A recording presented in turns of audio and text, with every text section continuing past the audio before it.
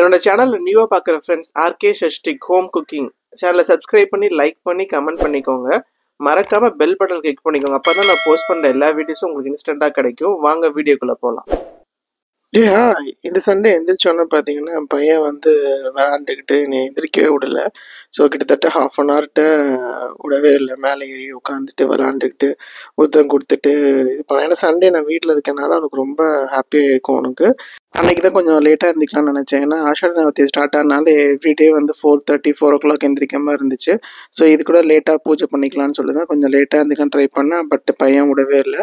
So எல்லா blankets இதெல்லாம் மடித்து வச்சதுக்கப்புறம் என்ன பண்ணேன், யானை ஏறணும்னு சொல்லிட்டு மேலே உட்காந்து விளாண்டுட்டு இருந்தார். ஸோ ஒரு 7 o'clock இருக்கும் எந்திரிச்சாச்சு. ஸோ அதுக்கப்புறம் நேரம் எந்திரிச்சு போய் சாமி பார்த்து வராகி அம்மனுக்கு குட் மார்னிங் சொல்லிவிட்டு அதுக்கப்புறம் ஹாலுக்கு வந்தேன். அம்மா வந்து இதை உரிச்சிட்டு இருந்தாங்க. ஒய்ஃப் வந்து வாஷிங் மிஷின் துணிலாம் போட்டு தான் மாவு அரைச்சிருந்தாங்க அவங்க குளிச்சுட்டு. ஸோ நான் வந்து என்ன பண்ணேன், சரி தம்பியை வந்து வெளியே கூட்டி போகலாம் அப்படின்னு சொல்லிட்டு ரெடி ஆகிட்டு இருந்தேன். அவன் என்ன பண்ணேன்னா, டான்ஸ் பாருங்களேன், அங்கே டிவியில் என்ன தனுஷாரோட சாங் இருக்குது அதே மாதிரி பார்த்து ஆடிக்கிட்டு இருந்தான் அவன். இந்த காலத்து குழந்தைங்க எல்லாத்துமே ஸ்மார்ட்டுங்க. ஒரு நாள் பார்த்தீங்கன்னா என்ன பையன் பாடுறான், ஒரு நாள் டான்ஸ் ஆடுறான். ஸோ எனக்கு தெரியல என்ன விஷயத்துல நான் மோல்ட் பண்ணி கொண்டு வரணுன்ட்டு எல்லாத்துலேயுமே நல்ல நாலேஜபிளாக தான் இருக்காங்க. ஷஷ்டிக்கு சித்தப்பா ஊருக்கு போயிருந்தனால ஸோ நாங்கள் தான் ஷாப்பிங் போனோம். ஸோ அங்கே போயிட்டு தம்பி பேட்ரி வாங்கணும் அவனோட ஃபோனுக்கு இதுக்கெல்லாம் கேட்டுட்டு இருந்தான். ஸோ வாங்கிட்டு வராகி அம்மனுக்கு அன்றைக்கி பூ அலங்காரத்துக்கு என்ன பண்ணலாம் அப்படிங்கிறதுக்காக போய் அரளிப்பூ வாங்கியிருந்தேன் நான். ஸோ அதுக்கப்புறம் வந்துட்டு ப்ரொவிஷன் ஷாப்பில் வந்துட்டு அந்த வெஜிடபிள்ஸ் இதெல்லாம் வாங்கிட்டு அங்கேருந்து வீட்டுக்கு கிளம்பலான்னு சொல்லி 2 பேரும் கிளம்பியாச்சு. ஸோ விட்டோன்னே நேராக டக்குன்னு மேலே ஏறான். பசி வந்துச்சுன்னு நினைக்கிறேன். ஸோ அங்கே போனோன்னே ஃபஸ்ட்டு அவனுக்கு என்ன வாங்கிட்டு வந்தோமோ அதை ஓப்பன் பண்ணி போட்டே ஆகணும். ஸோ அவனுக்கு ஃபஸ்ட் நெயில் கட்டருக்காக நாங்கள் வாங்கியிருந்தது இப்போ தான் யூஸ் பண்ண போகிறோம்.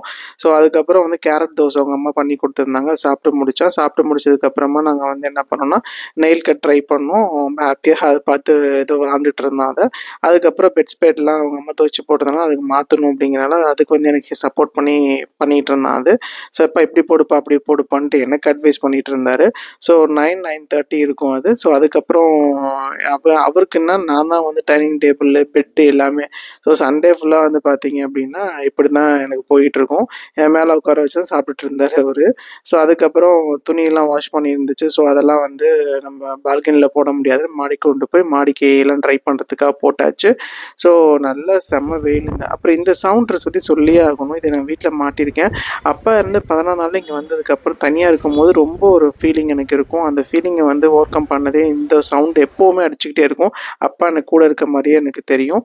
ஸோ அதுக்கப்புறம் வந்து வீட்டில் குளிச்சுட்டு அதுக்கப்புறம் பூஜைக்கு எல்லாமே ரெடி பண்ண ஆரம்பிச்சாச்சு. ஸோ பழைய பூவெல்லாம் எடுத்து போட்டு புது பூ வச்சாச்சு. அப்புறம் வராகிக்கு முதல் நாள் சந்தன காப்பு பண்ணியிருந்தோம் இல்லையா, இன்றைக்கி தேங்காய் பூ அலங்காரம் தான் பண்ணணும் சண்டே அன்னைக்கு. ஸோ அதனால் வந்து அதுக்கெல்லாம் ரெடி பண்ணியிருந்தேன். நான் என்ன பண்ணுவேன், அந்த காப்பை எல்லாத்தையும் ஸ்டோர் பண்ணி வச்சுட்டு நான் டெய்லி வந்து சந்தனம் வந்து வச்சுட்டு போவேன். ரொம்ப பாசிட்டிவ் வைப்ரேஷனாக இருக்கும். அதுக்கப்புறம் கொஞ்சம் மயக்கம் வர மாதிரி இருந்துச்சு. ஸோ என்ன பண்ணேன்ட்டு வந்து கிரேப் ஸ்குவாஷ் ஆல்ரெடி நான் ப்ரிப்பேர் பண்ணியிருந்தேன் இல்லையா, அது வந்து ஒரு கப் ஊற்றிட்டு தண்ணி கொஞ்சம் மிக்ஸ் பண்ணிவிட்டு குடித்தேன். செம்ம எனர்ஜெட்டிக்காக இருந்துச்சு. அதுக்கப்புறம் தான் பூஜை என்னால் ஸ்டார்ட் பண்ணவே முடிஞ்சிச்சு. இந்த ஆஷாட நவராத்திரி வந்து ரொம்ப வருஷமாக நான் ஃபாலோ பண்ணிகிட்டு இருக்கேன். நான் தஞ்சை பெரிய கோயிலில் எப்படி வராகி அம்மனுக்கு அலங்காரம் பண்ணுவாங்களோ அதுமாதிரி ஒவ்வொரு நாள் ஒவ்வொரு அலங்காரம் பண்ணுவேன். அந்த வீடியோஸை ஆல்ரெடி ஷார்ட்ஸை நான் போஸ்ட் பண்ணியிருக்கேன். இப்போ என் சேனல் சப்ஸ்கிரைப் பண்ணி லைக் பண்ணி கமெண்ட் பண்ணுங்க. நீங்களும் வராகி அம்மனோட அருள் பெறுங்க. நீங்கள் லாஸ்ட் வீக் சண்டே மினி வாக்கில் நான் சொன்ன மாதிரி எனக்கு வராகி அம்மனும் எனக்கு வந்து குழந்தை பாக்கியம் கொடுக்கறதுக்கு ரொம்ப ஹெல்ப் பண்ணாங்க. ஸோ அந்த வருஷம் ஆஷாட நவராத்திரியில் வந்து நான் என்ன பண்ணேன், ஒரு வேளை மட்டும் சாப்பிட்டுட்டு விரதம் இருந்தேன் நான். அண்ட் நைட்டு வந்து பார்த்தீங்கன்னா பாயத்தில் அண்ணெல்லாம் வெறுந்தரில் படுத்து தான் நான் தூங்கினேன். ஸோ அது மாதிரி இந்த வராகி விரதம் இருந்து நல்லபடியாக எனக்கு ஷஷ்டிக்கு பிறந்தார் எனக்கு. ஸோ அதுக்கப்புறம் அந்த பூஜைலாம் தேங்காய் பூ அலங்காரம் பண்ணி முடிச்சாச்சு. அதுக்கப்புறம் கொஞ்சம் ரெஸ்ட் எடுப்போமேன்னு சொல்லிட்டு நான் படுத்திருந்தேனாலே என் பையன் வந்து பாப்பா சாப்பாடு ரெடி ஆயிடுச்சுன்னு சொல்லிட்டு எப்படி என்னை தூக்கி விட்டுட்டு எழுப்பி விடுவார். என்னைய சேர்ந்து தான் சாப்பிடுவான். எது சாப்பிட்டா எனக்கு கொடுக்காம சாப்பிட மாட்டான் ஷஷ்டிக்கு. ஸோ அது மாதிரி நாங்கள் எந்திரிச்சிட்டு நான் என்ன பண்ணேன், ஃபேஸ் வாஷ்லாம் பண்ணி ஹேண்ட்லாம் வாஷ் பண்ணிவிட்டு போய் சாப்பிட்றதுக்காக வந்தேன்.